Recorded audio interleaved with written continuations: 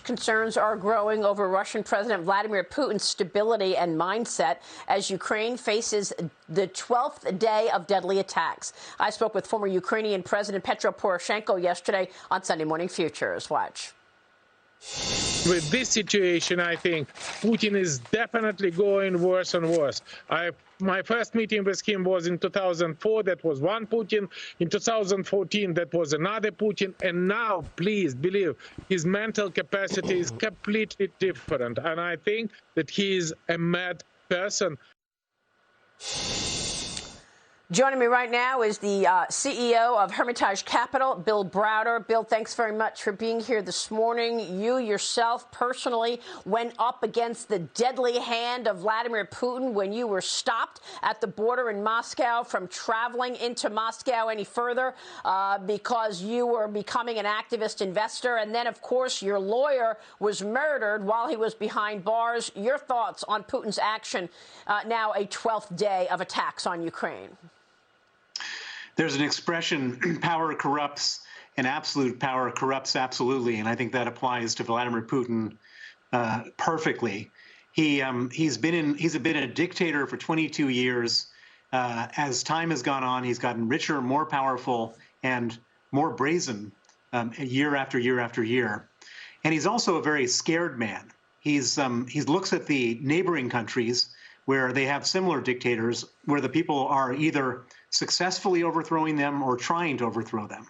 They successfully overthrew the Nazarbayev dictator in Kazakhstan, and the Belarusian people tried to overthrow Lukashenko and almost succeeded.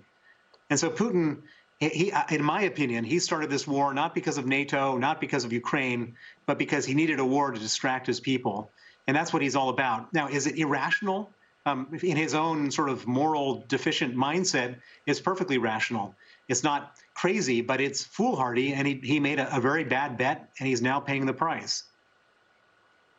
I'm with Rebecca Heinrichs today from the Hudson Institute. Rebecca, jump in. Hi, Bill. I'd love to hear you talk about how you think what Putin has decided in his actions in Ukraine is going to affect his relationship with Xi Jinping in China. I've been watching that relationship grow. It's essentially a de facto alliance.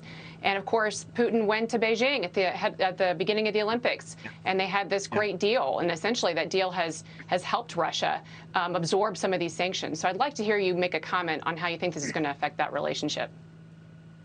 Well, China is a very important element to this whole equation. So if you're absolutely right. So Putin didn't launch the war until after the Olympics was over. It was like a true hat tip to Xi Jinping saying, I'm not going to mess up your Olympics with my war, which gives you some sense for how these guys are working together. I think by the time the West is done, we will have totally blockaded Russia economically. And so they're going to be in a terrible place because they won't be able to access their central bank reserves. They won't be getting revenue from all sorts of different exports that they've been making to the West. They won't have access to their oligarch money. And so who's the lender of last resort in this situation? It's going to be China. And China is no sort of buddy partner. China is sort of just an equally malicious actor that would be looking at Russia, licking their lips and saying, okay, we can lend you a bit of money, but it'll be like borrowing money on a credit card. And Russia will have to do that and probably end up handing over all sorts of resources that they wouldn't like handing over. I don't think that China is going to be ready to put up the amount of money that Russia needs to continue their war and everything else that they want to do. They can provide them with a little bit of money, maybe bridge financing, but not the kind of money they need.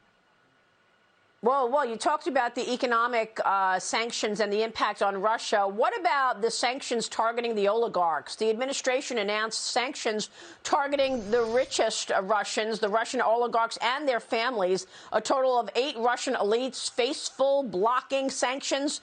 This includes Putin's press secretary, Dmitry Peskov. Bill, how effective will these sanctions be on Vladimir Putin's riches and their riches? We've talked in the past, and you've said that you think that Vladimir Putin is the single richest person in the world. Indeed. Vladimir Putin is the richest man in the world. He doesn't hold any of that money in his own name. He holds that money in the name of oligarch trustees. And so if you want to go after Vladimir Putin's money, you have to go after the oligarchs. I was screaming this from the rooftops for a month before the invasion, saying, just go after a few of them to show them you're serious. Nobody did.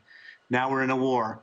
In order to stop this war, we have to completely dry him out of all of his resources, all of the money that comes in. And one of his big resources is the money he holds with the oligarchs. And so in order to do this properly, we have to sanction not a dozen, but 100 oligarchs. The intention is there. The announcements are there in the United States, in the EU, in the UK, in Canada. But we need to actually see the rollout of those sanctions. We need to see all of those oligarchs sanctioned, not just a few of them. How about the capital markets lever to pull, Bill? I mean, unwitting investors may very well be funding Russia's war by buying Russian companies. You say buying Russian stocks right now is comparable to buying German equities during the Holocaust. Florida Senator Marco Rubio joined me on this program last week. Here's what he had to say about getting Russian companies out of U.S. indexes. Watch. The FT 100 is actually removing the Russian indices, Russia to be deleted from all FT Russell equity indices. What more can be done, Senator? Well, that's a good sign that the market's taken. I mean, we need to bring some legal structure around it. My bill basically prevents that investment from happening. Russia is also a threat, especially with this free fall in their economy and the lack of transparency and the like. And you got a lot of Americans who every month or every paycheck put a little bit aside in some retirement fund that they do not control, and it's invested in very risky things in Russia, and they're going to see themselves deeply impacted by it. And so my bill would just make that permanent at this point. I don't think good economic days are ahead for Russia anytime soon, and there's just a lot of volatility over there right now. Bill, the same argument can be made for Chinese equities as well. These Chinese companies listed don't even follow the right auditing rules. Your thoughts? Yeah, completely. So, I mean, if you owned a Russian equity portfolio a month ago and you own it now, you're probably down between 90 and 95%. Why? Because you have an autocrat who's ready to do anything he wants, doesn't respect laws, doesn't respect rules. I don't see how it's any different with China. Imagine the scenario if and when China decides to take Taiwan. It'll be the same as Russia taking Ukraine. There'll be the same impact. And so I think that it's completely crazy to own Chinese equities, starting with the geopolitical risk and then working right down. If someone rips you off, you have no recourse. You can't go to courts. You can't go to the press. You can't go to the government. And so China is really, in my mind, an uninvestable country because it's just so arbitrary. It doesn't matter what the economics are underlying the companies if you have all these malign actors and you have no recourse.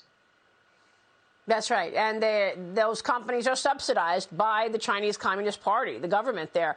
Bill, it's great to get your insights on this in a dangerous moment in time for sure. Bill Browder, thanks very much. Come back soon, sir, and we will talk then.